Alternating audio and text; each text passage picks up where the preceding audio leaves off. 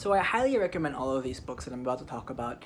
They are books that I finished during the month of September, and I took a bit of a social media break, so there's more than last month. So I'm going to try to keep my descriptions shorter than it would be normally. But if any of them sound interesting to you, just look them up and buy them and read them. They're really good. So the first one is Titus Andronicus by William Shakespeare, which is an early play of his from the late 1580s to the early 1590s.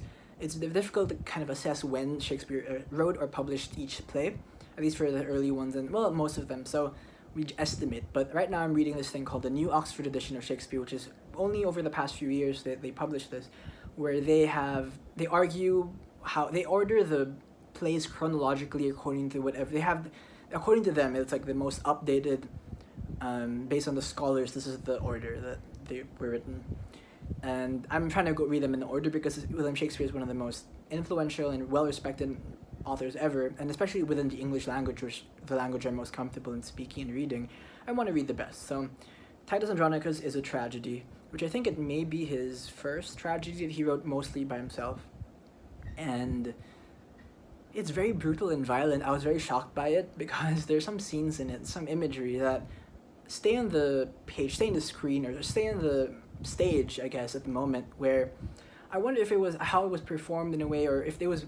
I want to see the adaptations of it because it's so violent and so gruesome, and it's filled with twists and murders, and it's really fun to read, but at the same time, it's just if you maybe have a weak stomach, maybe it's not the best. If you have a good imagination, you probably don't want to read this.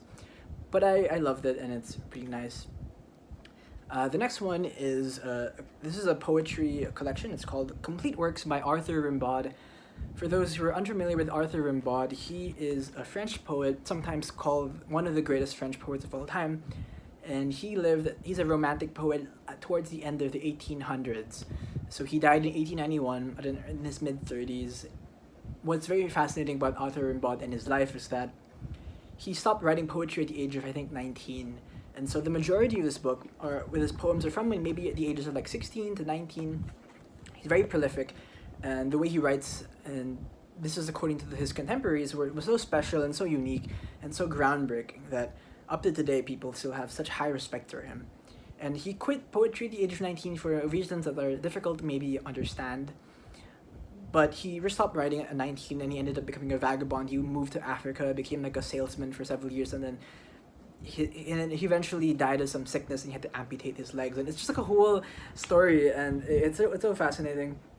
I watched the movie adaptation. After I finished this book, I watched an adaptation of it, which starred Leonardo DiCaprio as Arthur Rimbaud, and I forgot his name, but the guy who plays Remus Lupin in Harry Potter, he plays Verlaine, who is Rimbaud's lover. And the movie's not the best, and I really wish they make a better version of it. But it's decent, I guess. It's called Total Eclipse, I think, from the 90s before Titanic came out. It's alright, but just read the books, read this itself. Like, I tried reading it at first. I tried to read it in college because in the library I found a bilingual French and English edition, but I haven't been able to find one since then, so I read it in English. But I really enjoy this. It's some of the ways that he describes things. You just think, like, how did he think of this image? In terms of just pure imagery, and the most vivid and contrasting and obscure even. But anyway, Arthur Rimbaud, just look him up. Very fascinating life story. Next is an audiobook I listened to. This is from The Great Courses, which is a lecture series called Plato, Socrates, and the Dialogues by Michael Sugrue. And pretty much this is like it's 12 lectures, 45 minutes each, and each lecture talks about maybe one or two different Platonic dialogues, and it's like just a lecture about them. So I was listening to this at the same time while reading the dialogues that the series was focusing on, and it was very nice to just pretty much I was listening to a class, and the guy was explaining, at least from his perspective or from scholarly perspective, what the dialogues are trying to do, or what Plato might be trying to accomplish by discussing things in a certain way. It was very helpful for me to understand them even better than I did just from reading them. And side by side with that, we had Meno by Plato, which is a dialogue he wrote in 385 BC. And Meno is probably, I think, it's one of the best entry points. If you want to read Plato, I think Meno might be one of the best because it's very short. One of the shortest that I've read, maybe the shortest. And it is about the nature of virtue. How do we know what virtue is? What is virtue? How do we know what it is? how can we describe virtue? What does it mean for someone to be virtuous? And these questions are engaged in again, Socratic dialogue, and it kind of exposes a lot of our difficulties in describing things and language, and how we can continue to talk about something like virtue when it's very difficult to actually articulate it well, or how can you is virtue something you can teach? And what does it mean if someone has the capacity to teach a virtue, what kind of person would that be, and who are the people in society that would be teaching virtue? All these questions are brought up, and they're very fascinating, and they're very concise. It's very short dialogue, so I highly recommend it. One of my favorites I've read from Plato. Next is another lecture series. It's called The History of Russia, from Peter the Great to Gorbachev, by Mark Steinberg. So this is, I guess I've personally been wanting to learn more about world history, and so particularly I want to look into China, Russia, and Southeast Asia. So those are kind of my focuses right now. And so I wanted to, it's just like a very broad overview of the history of Russia, or the Soviet Union, over the past 3, 4, 5, well, several centuries, up to the end of the Cold War, I think. So I learned a lot, and one of the best things about reading broad histories is that you get a better sense of what things about the history, about the culture you are most interested in, and from then on you can kind of use it as a starting point to jump in further. So what drew me into Russia is I love their literature, I love reading Dostoevsky, and learning about their history makes me want to read other people. I really want to now read Pushkin, I want to read Tolstoy, and I want to read more about the Russian communism. I've already read State and Revolution by Lenin and Imperialism, but I want to look into Stalin's life more and how he ruled Russia and all these different things. I'm very fascinated about it, and my interest in it was further developed by listening to these lectures about the history of Russia in general, a very generalized history. Next is the Nichomachean Ethics by Aristotle.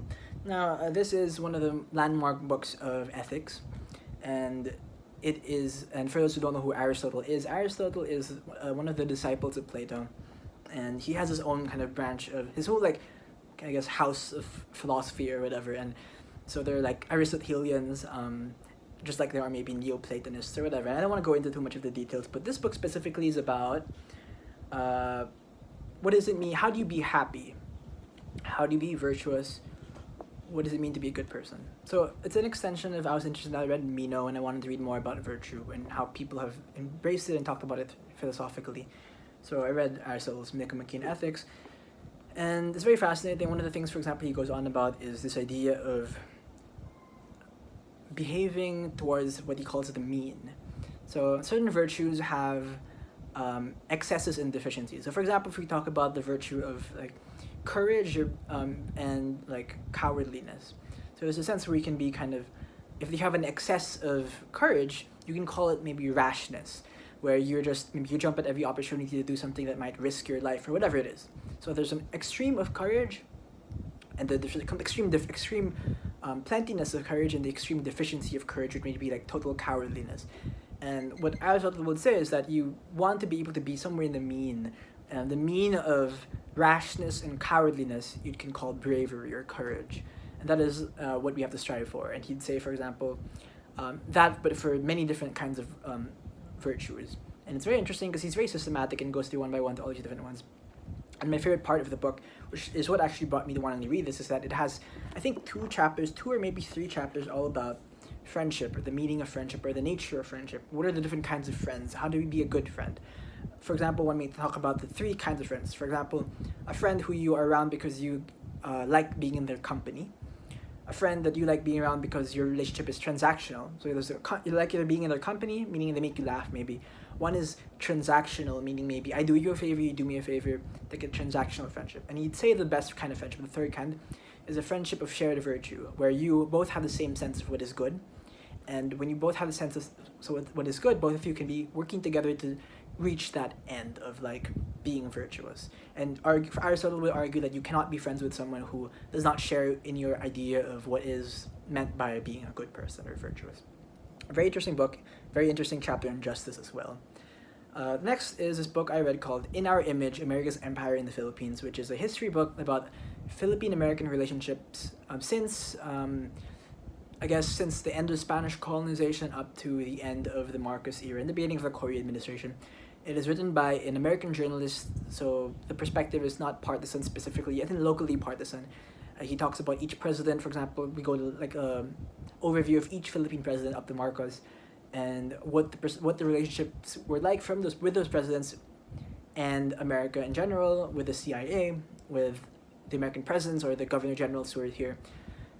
It won the Pulitzer Prize for History in 1990, and it's well respected within historians in America. It's well respected because the author was stationed in Southeast Asia for most of his career as a journalist, particularly in Philippines and Vietnam. So he's an expert of this area, and he does a pretty good job. Like I got a better sense of the different perspectives that were percolating throughout the history of the Philippines with America, not just like, and he's critical of America and also critical of the Philippine leaders. So it's very balanced in that sense. And although you want to take it with a grain of salt because he's American, I think it's really well done, and it gave me lots of new perspectives about Philippine history that I never really knew or never would have thought about if I hadn't read this book.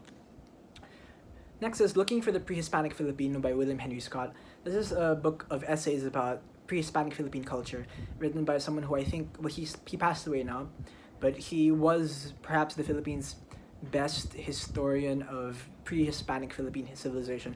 It doesn't seem like many people were really, really honestly pursuing it.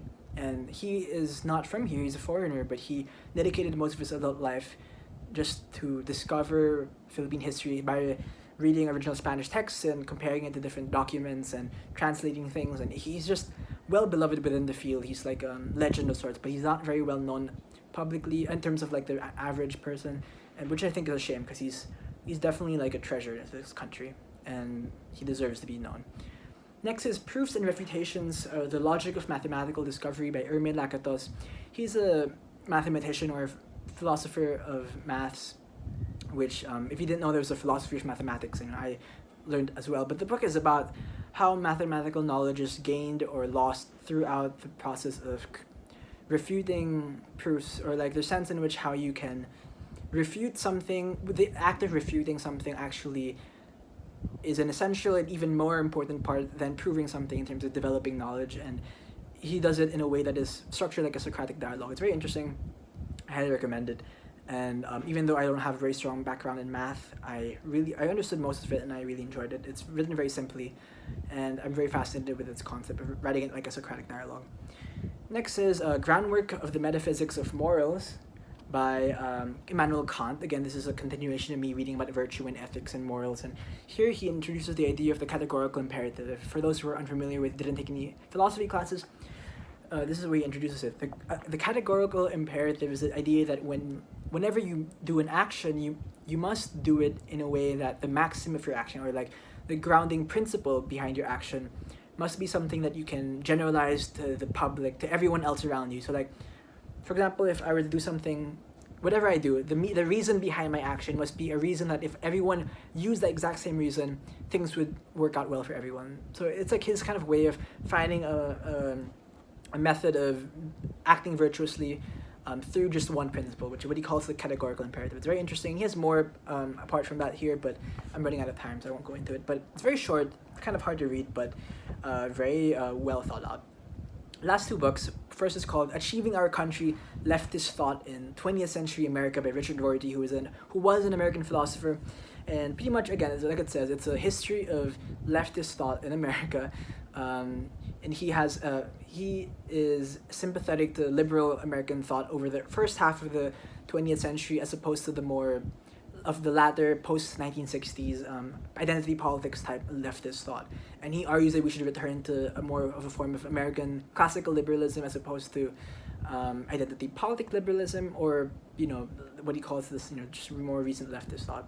It's something you may not necessarily agree with, but it's very short, and it's a short read, and it's very interesting to read his perspectives because he's very well versed in what he's talking about. He lived through it, and he has very good insights. So I highly recommend it for anyone interested in just leftism in general, or politics in the US. And finally, Isabelo's Archive by Resil Mojares. He's my favorite Filipino historian.